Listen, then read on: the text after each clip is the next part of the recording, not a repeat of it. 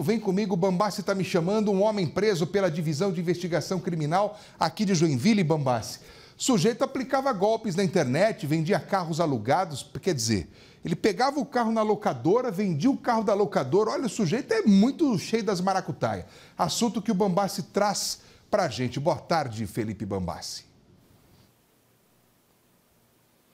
E acredite, Matheus, ele não fazia isso sozinho. Boa tarde a você, boa tarde também a quem nos acompanha na sua Tribuna do Povo aqui na NDTV Record. O homem de 42 anos foi preso no bairro Glória, aqui em Joinville, após um trabalho brilhante realizado pela Divisão de Investigação Criminal aqui de Joinville, no comando do delegado Murilo Batalha, que inclusive está ao meu lado, para poder esclarecer um pouco sobre um esquema muito bem arquitetado, uma engenharia toda organizada por esse homem e outros envolvidos nesse esquema que visa a pegar carros alugados de locadoras e depois vendê-los na internet, enganando as vítimas. Murilo Batalha, muito obrigado por atender a Tribuna do Povo. Parabéns pelo trabalho realizado, porque é um desafio muito grande para a Polícia Civil tentar desvendar o passo a passo desses criminosos. Foram pelo menos 15 vítimas só aqui em Joinville. Esses bandidos atuam aqui em Santa Catarina fazendo vítimas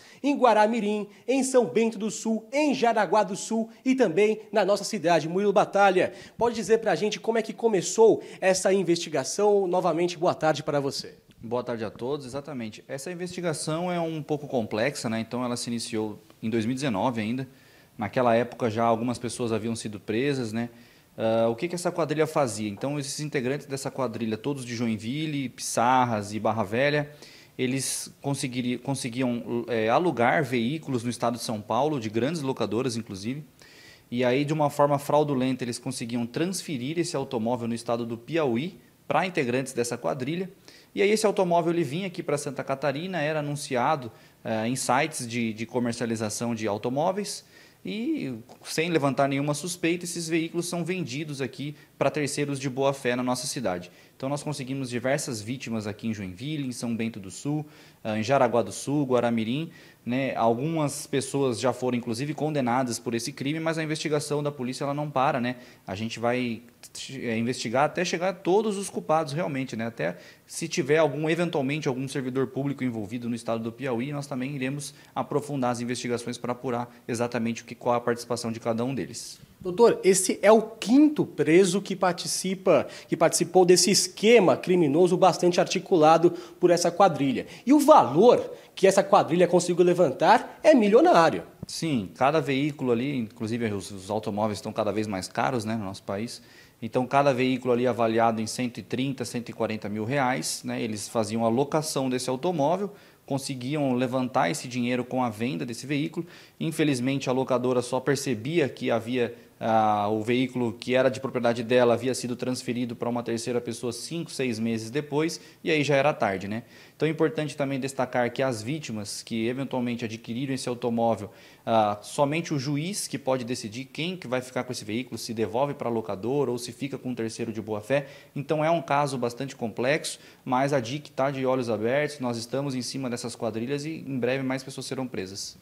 Esse esquema criminoso, que é bem difícil de desvendar, deixou um prejuízo enorme para as vítimas, porque é muito difícil, doutor, da vítima conseguir identificar, olhando no site de internet, procurando automóveis, o que de fato é golpe e o que não é, né, doutor? Exatamente, eles vendiam a preços compatíveis com os do mercado.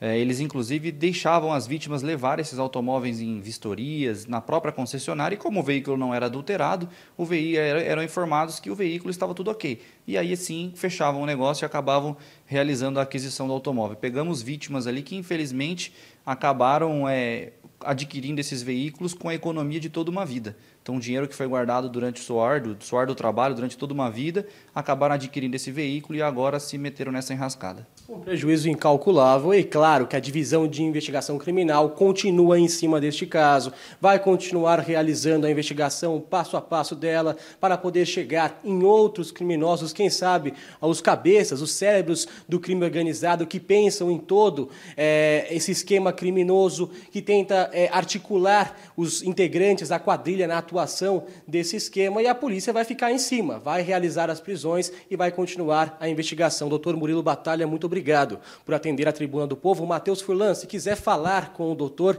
ele está à disposição, ele nos escuta. Doutor Murilo, sempre muito importante a gente divulgar os trabalhos que a Polícia Civil faz, essas investigações que contribuem para desarticular essas organizações criminosas.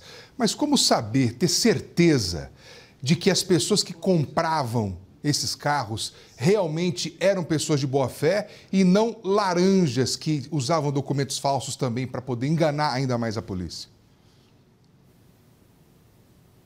Isso, exatamente. O que acontecia? Então, diversas vítimas, quando a locadora do Estado de São Paulo percebia que esse automóvel havia sido transferido, elas registravam um boletim de ocorrência lá ainda no Estado de São Paulo, né, que haviam sido vítimas de um furto mediante fraude, e esse automóvel ele ficava com um registro de furto.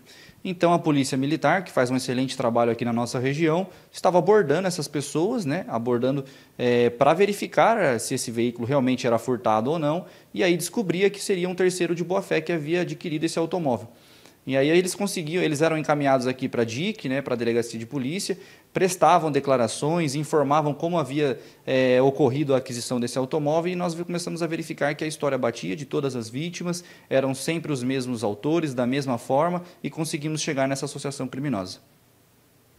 Murilo Batalha, pelas informações, parabéns à Polícia Civil, que vem trabalhando cada vez mais para acabar com a criminalidade aqui na nossa cidade e também no nosso estado.